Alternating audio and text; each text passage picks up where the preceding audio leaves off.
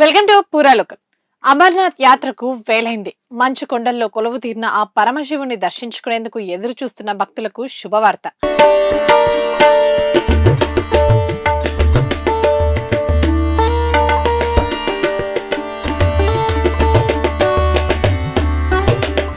అమర్నాథ్ యాత్ర 2026 రిజిస్ట్రేషన్ ప్రక్రియ నేటి నుంచి దేశవ్యాప్తంగా ఘనంగా ప్రారంభమైంది. జూలై 3వ తేదీ నుంచి యాత్రకు అనుమతిస్తూ అమర్నాథ్ శ్రైన్ బోర్డు కీలక ప్రకటన విడుదల చేయడంతో భక్తులు పెద్ద ఎత్తున బ్యాంకుల వద్ద చేరుకుంటున్నారు. ఈ యాత్ర జూలై 3, 2026న ప్రారంభమై ఆగస్టు 28న ముగుస్తుంది. హైదరాబాద్ లోని కోటి ఎస్బీఐ, జమ్మూ అండ్ కాశ్మీర్ బ్యాంకులతో పాటు పంజాబ్ నేషనల్ బ్యాంక్ శాఖల్లో రిజిస్ట్రేషన్ ప్రక్రియ మొదలైపోయింది. రిజిస్ట్రేషన్ల కోసం భక్తుల్లో విపరీతమైన ఉత్సాహం కనిపిస్తుంది. భాగ్యనగరంలో తెల్లవారుజాము నుంచే కాకుండా కొందరు భక్తులు అర్ధరాత్రి నుంచే బ్యాంకుల వద్ద క్యూ లైన్ లో వేచి ఉన్నారు. బాబా బర్ఫానీ దర్శనం కోసం ఎంతటి కష్టానికైనా సిద్ధమని భక్తులు చెబుతున్నారు. యాత్రకు వెళ్లాలనుకునే వారు నిబంధనలు తప్పనిసరిగా పాటించాలని అధికారులు సూచించారు. 13 ఏళ్ల నుంచి 70 ఏళ్ల లోపు వారు మాత్రమే యాత్రకు అర్హులు. గుర్తింపు పొందిన వైద్యుల నుంచి తప్పనిసరిగా ఆరోగ్య ధృవీకరణ పత్రం సమర్పించాల్సి ఉంటుంది. ఆధార్ కార్డ్, ఫోటోలు మరియు నిర్ణీత రుసుముతో బ్యాంకుల్లో స్లాట్ బుక్ చేసుకోవాలి. భద్రత దృష్ట్యా ప్రతి యాత్రికుడికి RFID కార్డులు బోర్డు జారీ చేస్తోంది. భక్తులు తమ సౌకర్యాన్ని బట్టి 2 మార్గాలను ఎంచుకోవచ్చు. ఒకటి తక్కువ దూరం కలిగిన బాల్తాల్ మార్గం, ఇంకొకటి సాంప్రదాయబద్ధమైన పహల్గామ్ మార్గం. ప్రకృతి వైపరీత్యాలు, వాతావరణ మార్పుల దృష్ట్యా భక్తుల భద్రతకు శ్రైన్ బోర్డు పటిష్టమైన చర్యలు చేపట్టింది. ప్రతిరోజు పరిమితి సంఖ్యలో మాత్రమే భక్తుల్ని అనుమతించనున్నారు. కాబట్టి శివ భక్తులు త్వరగా రిజిస్ట్రేషన్లు పూర్తి చేసుకోవాలని అధికారులు సూచిస్తున్నారు.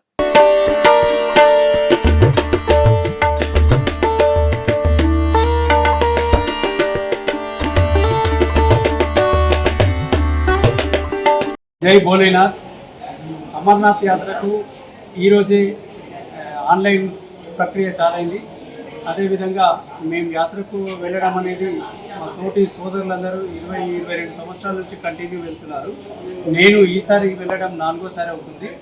కాబట్టి యాత్ర అనేది ఒకసారి వెళ్ళిన తర్వాత మళ్ళా భగవంతుని మళ్ళీ దర్శనం చేసుకోవడానికి అనుభూతి అయితే ఖచ్చితంగా వస్తుంది. అలాగే భగవంతుడి ఆశీర్వాదాలు కూడా అట్లనే ఉంటాయి.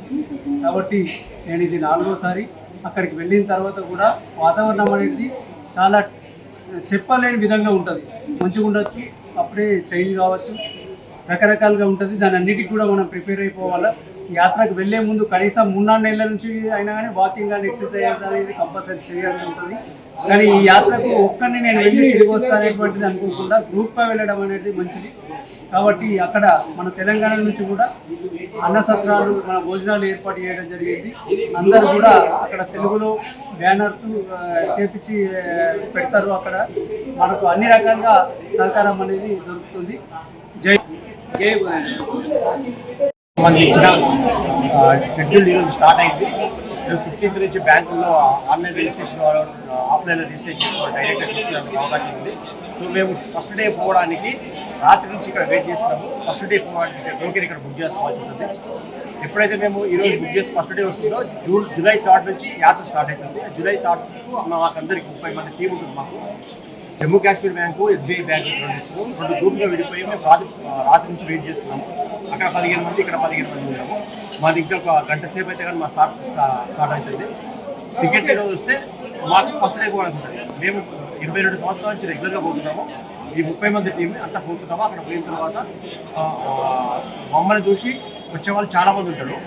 ఇది అంతా రెగ్యులర్గా ఒక 22-23 ఇయర్స్ నుంచి హైదరాబాద్ నుంచి స్టార్ట్ చేసి ఒక టీమ్గా బృందంగా స్టార్ట్ చేసి వెంకటేష్ యాదవ్ ఆధ్వర్యంలో ఇదంతా పోతూ ఉంది. వెంకటేష్ యాదవ్ గారే మొత్తం అందరికి గ్యాదరింగ్ చేసి అది తీసుకెళ్తారు. దాంతోపాటు అక్కడ ఉన్న అమర్నాథ్ యాత్రికులకు అక్కడ లంగర్స్ ఉంటాయి, భోజనాలు, ఫ్రీ భోజనాలు, తెలుగు భోజనాలు పెట్టుకుంటారు. వాళ్ళు కూడా ఈ బృందం సహకరిస్తుంటుంది. వాళ్ళు కూడా మాకు కొద్దిగా కోఆర్డినేషన్ ఉంటుంది. ఈ కోఆర్డినేషన్ తోటి అక్కడ తెలుగు వారికి భోజనాలు ఏర్పాటు చేయడంలో వెంకటేష్ యాదవ్ బృందం మాకు హెల్ప్ చేస్తూ ఉంటుంది. అక్కడ ఏర్పాట్లు ఎట్లా ఉంటాయి అంటే వెదర్ ఎట్లా ఉంది?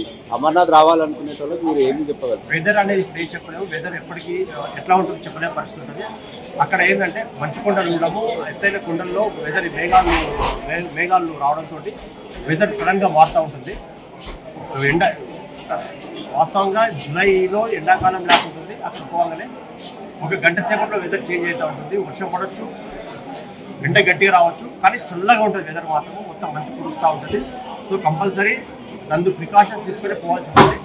ఎత్తైన కొండలు ఆక్సిజన్ పర్సెంట్ తక్కువ ఉంటుంది. ఏజ్డ్ వాళ్ళు ప్రికాషన్స్ తీసుకొని పోవాలి. ఈ చలికి తట్టుకునే ఆ దుస్తులు అవి తీసుకొని పోవాల్సి ఉంటుంది. కొంతమంది కాలినడకలు పోతారు, కొంతమంది గుర్రాలను పోతారు, కొంతమంది హెలికాప్టర్లో పోయే అవకాశాలు ఉన్నాయి.